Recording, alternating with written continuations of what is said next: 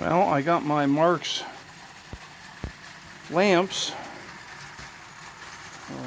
Very nice condition. I've just got them hooked up with alligator clips.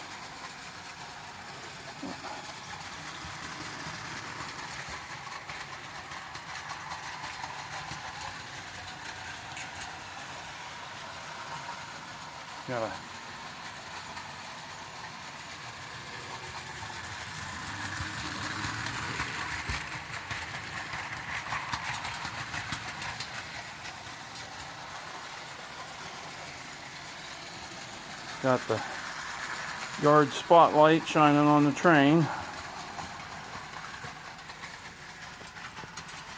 It's really bright.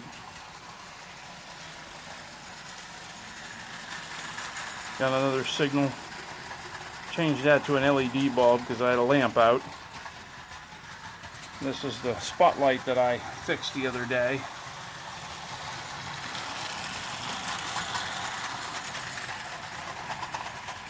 Again, just all temporary hookups. See if I can get the train to slow down a little bit as it comes through here. So, all right, have wood in the wood box and have a new flat car and making some crates for that. There's some topsoil. Here's my coal car. And we've got a tanker and a caboose.